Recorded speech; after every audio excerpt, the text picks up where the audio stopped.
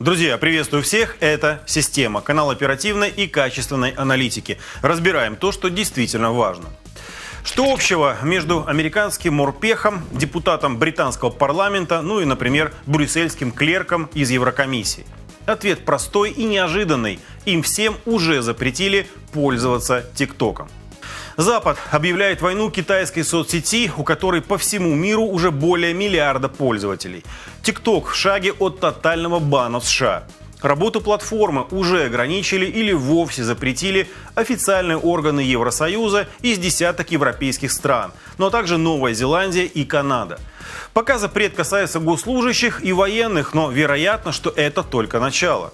Чем же соцсеть так напугала западных политиков? Какую угрозу она несет? Действительно ли через приложение скачиваются персональные данные? Ну и как ТикТок из невинного танцевального приложения для детей превратился в угрозу национальной безопасности и, как я считаю, в настоящего пожирателя времени.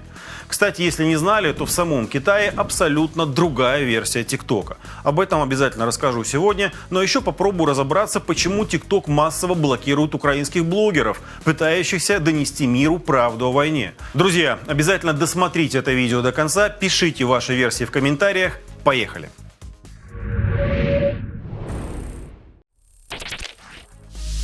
Итак, на днях в американском конгрессе состоялись 5-часовые слушания, посвященные нацбезопасности. И они оказались гораздо более горячими, чем те, на которых ранее рассматривали военную поддержку Украины.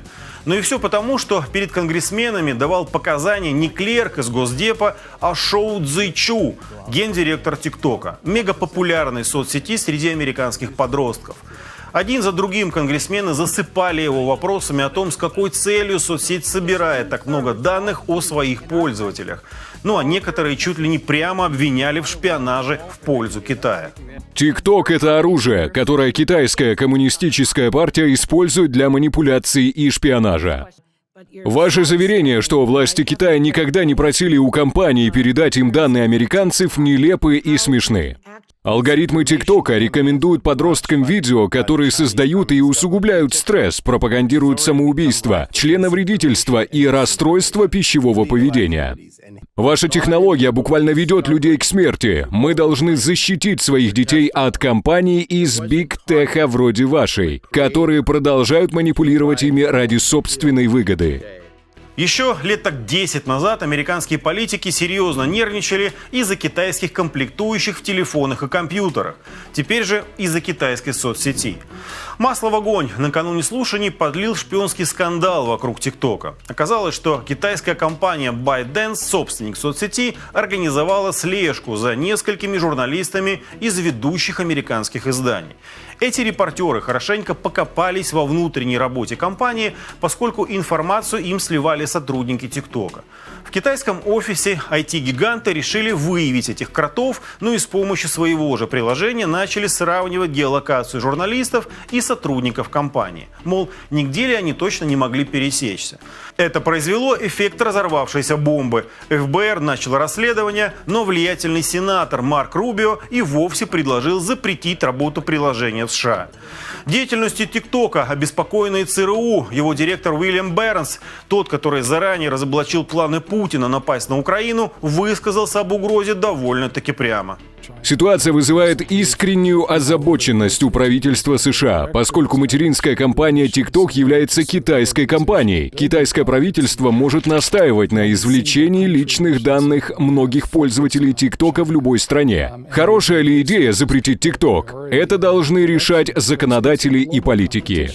Но речь не только о том, что TikTok очень интересует, какие контакты хранятся в вашем смартфоне, что у вас там в календаре, какая у вас геолокация. В конце концов, многие соцсети собирают подобную информацию и вполне могут поделиться ей с правительством, хоть и не китайским. TikTok – это серьезнейший инструмент политического влияния.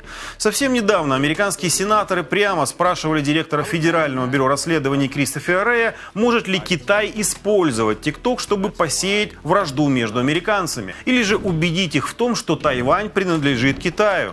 Ну и США не должны вмешиваться, если Пекин решит провести там спецоперацию. И вот что ответил глава ФБР. Да, мало того, что это возможно, но мы даже не уверены, что сможем выявить такое влияние. Это серьезный инструмент, который в конце концов находится под контролем китайского правительства. Через TikTok можно собирать наши данные, манипулировать информацией, отравлять разум и засорять мусором головы миллионов людей. Это серьезная угроза национальной безопасности страны, с которой мы не сталкивались в прошлом. Интересно, что еще бывший президент Дональд Трамп запретил TikTok своим указом, который был немедленно оспорен в федеральном суде как нарушающий святую святых американской конституции, первую поправку о свободе слова. Байден же после инаугурации отменил решение предшественника, чтобы спустя 3 года подойти к нему снова и вплотную. В 2020 году TikTok вместе с еще полусотней китайских приложений буквально в один день запретила Индия. Это произошло после столкновения индийских и китайских военных на спорных территориях недалеко от Тибета.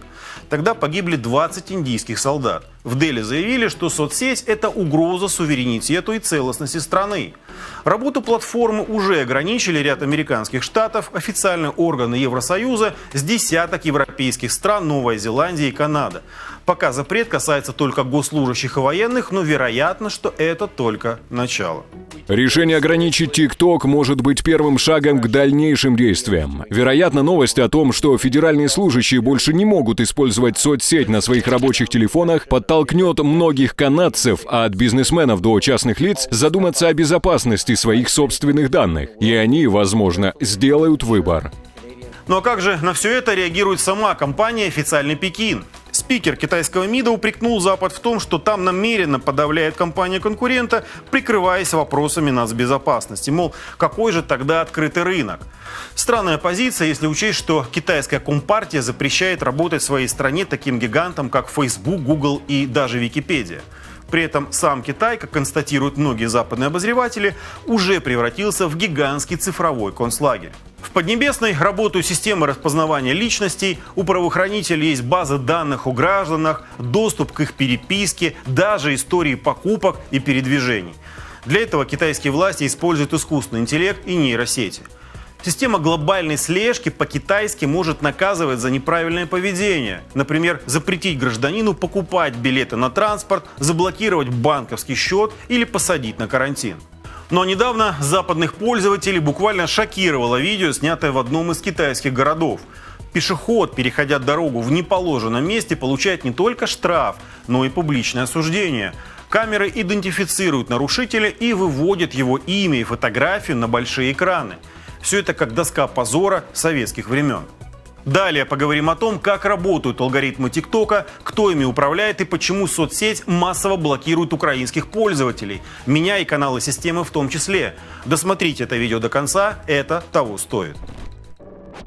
Как реагируют на ограничения ТикТока в самой компании? В основном оправдываются, мол, соцсетью правят алгоритмы, которые сами решают, какое видео подтянуть в смартфон пользователя, а какое игнорировать. Ну и никакие цензоры, тем более из Компартии Китая, здесь якобы ни при чем. Действительно, алгоритмы ТикТока уникальны, и это признает большинство IT-специалистов. Соцсеть хранит их в секрете, словно Кока-Кола рецепт своего шипучего напитка. Именно поэтому китайцы не спешат исполнять требования продать свое подразделение в США американскому собственнику. Но есть маленькая проблема. Китайские алгоритмы на экспорт и для внутреннего потребителя – это очень и очень разные вещи. Чтобы понять, насколько, посмотрите это видео. Кстати, оно тоже из ТикТока. Даже название TikTok в Китае не используется, а его алгоритмы отличаются от тех, что используются во всем мире. В Китае, в стране, где создан TikTok, он называется Douyin. Само приложение работает по-другому. Если вам нет 14, вы используете Douyin в Китае, то приложение ценит и экономит ваше время. Оно не показывает вредные ролики, вместо этого вы видите образовательное по роботехнике, строительству, успешной жизни. Пару свайпов вниз, приложение останавливает тебя и спрашивает: «Эй, ты не хочешь остановиться и заняться чем-то другим?» И единственное место в мире, где оно уважает твое время и личность, это в Китае, и нигде за его пределами. Все сказанное блогером – правда. Выходит, существуют разные алгоритмы для разных стран. Интересно, кто решает, какие и где применять? Думаю, вы догадываетесь. В связи с этим серьезный разговор о ТикТоке нужен и у нас в Украине, ведь какое бы веселенькое видео не распространяла эта соцсеть, в итоге может оказаться не до шуток. Перше в Україні і світі відкриваємо факультет TikTok. В самом начале войны, когда путинский режим ужесточил требования к соцсетям, TikTok официально заблокировал возможность российским пользователям выкладывать новые видео. Но, тем не менее, на платформе до сих пор работают российские ботафермы, которые активно продвигают пропагандистские видео. Эту проблему признает и сама соцсеть. Но видео продолжает появляться. При этом украинских блогеров и проукраинский контент блокируют. Далеко за примерами ходить не надо. Аккаунт системы в ТикТоке забанен вот уже несколько месяцев. Соцсеть отказывается нас разблокировать, не объясняя причин. При этом система в ТикТоке за прошлый год набрала более 300 тысяч подписчиков. Многие наши видео набирали миллионы, а некоторые более 10 миллионов просмотров. Понятно, что очень многим пророссийским пользователям, поддерживающим военную агрессию, не нравятся наши материалы, проливающие свет на все ужасы, которые творит российская армия в Украине. Нам постоянно прилетали приветы от той аудитории в виде жалоб по надуманным причинам. Но они смотрели этот контент и не могли ничего сделать. Я уверен, в итоге блокирование всего канала с миллионными просмотрами – это чисто политическое решение ТикТока. Они вручную подчищают нежелательный контент. Делают ли они это сами, либо по просьбе русских товарищей, вопрос открытый. Но результат налицо. Среди украинских TikTok-каналов и блогеров таких случаев сотни. И соцсеть не хочет объяснять причины того, что происходит. Вот что говорит по этому поводу Михаил Федоров, отвечающий за цифровую трансформацию в стране. Он активно коммуницирует с представителями этой компании. Вони розповіли про статистику, показали аналітику, скільки блокують, скільки не блокують. Розповідали, як працює їх система аналізу цих ситуацій, як вони відслідковують і намагаються пропаганду російську блокувати. І ми говорили про проблему з блокуванням і домовилися, що вони проведуть там прям майстер-клас для всіх блогерів і медіа, хто забажає, про те, як все працює. Більш деталей будуть розповідати. Лично меня никто на мастер-класс не приглашал, но я бы с удовольствием послушал. Мне кажется, что в то время как весь западный мир пытается заставить TikTok работать по западным, а не китайским правилам, похожая позиция должна быть и у Украины, ведь мы себя четко идентифицировали как часть именно западного мира. Кстати, вы помните, как в 2017 году в Украине заблокировали ВКонтакте, Яндекс и Mail.ru? Сегодня мы все понимаем, насколько правильными были эти решения. И какие возможности были бы у агрессора, если бы в госструктурах и ВСУ и дальше пользовались этими сервисами, полностью подконтрольными ФСБ. Я ни в коем случае не призываю рубить сейчас с плеча, но начать серьезный разговор о том, как заставить соцсети работать в воюющей Украине, не ставя под угрозу национальную безопасность, мы просто обязаны. Ну а что вы думаете по этому поводу? Каким соцсетям вы доверяете и откуда черпаете информацию о войне? Напишите в комментариях, мне важно ваше мнение. Друзья, спасибо, что вы с нами, держим строй, до встречи, счастливо!